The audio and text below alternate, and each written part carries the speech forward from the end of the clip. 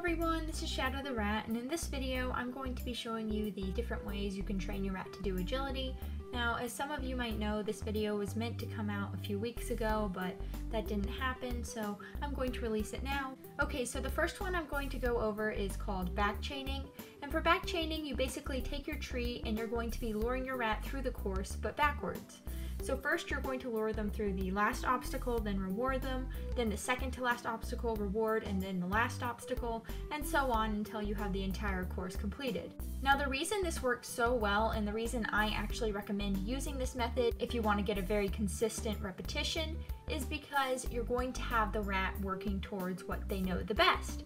So instead of having them work towards something they don't know as well, you have them working towards something they've repeated over and over and over. And because of this, it's almost a secondary reward, and in a way it will encourage them to go faster because they want to get to the part that they've practiced over and over. You know, rats are like humans, we like to do what we know best. So yeah, this is a really great method if you're just trying to get a very consistent response, if you want your rat to remember this course for a long period of time, and if you want them to remember the obstacles as well. So the next thing I'm going to go over is called forward chaining, and we basically take the same concept as back chaining, but we do it in the other direction. So for forward chaining, you're going to lead your rat through the first obstacle, reward them, then lead them through the first and second, reward them, and so on. Now the one downside here is that your rat is going to know the beginning of the course better than the end of the course, so if you have any complex obstacles at the end, they might actually veer off and not be as excited to do it.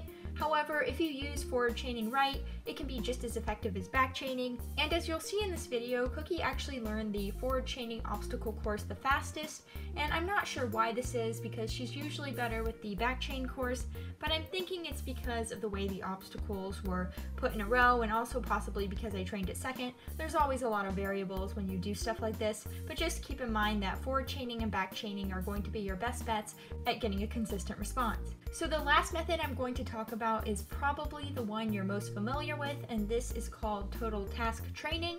And basically, instead of teaching our rat the obstacles one by one and going forward or backwards, we're going to teach them everything at once.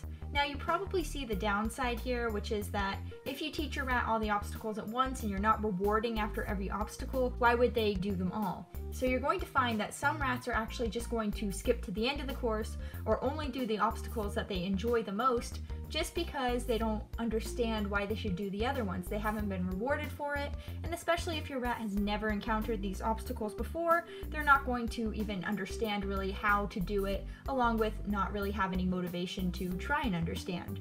So I would definitely recommend doing the first two methods I talked about here, but as you can actually see with Cookie in this video, she did get it eventually, but in the beginning I was using meat baby food, which is very valuable, so you'd think she'd go for it, but it turns out that it just wasn't valuable enough for Cookie to continue trying. She got frustrated when she wasn't getting rewarded ever so often, and she didn't understand why she should do them all, so she ended up running off several times, and after a few minutes, I think I took 4 minutes of footage and I sped this up because it's kind of her running away, me trying to redirect her, and it just didn't work out too well. But after that, I ended up getting out yogurt, which is a little bit more incentivizing to her, and she ended up completing the course. I'd really advise against this. This is why in some cases you're going to see people saying it took 2 months to train a rat an obstacle course. Well, it doesn't actually take 2 months to train them, but if you insist on only rewarding at the end, then you're going to find that they need a lot more time to actually internalize what the heck they're doing, and you're going to have to go back and do it over and over and over just to try and sink the repetitions into their head. Whereas if you use the other methods, they're actually going to learn each obstacle and be able to navigate it on its own, and because of this, they're going to be able to learn the course much quicker. So that's really all I have for you today. Hopefully this video was helpful. I hope you guys have a wonderful day, and I'll see you next time. Bye!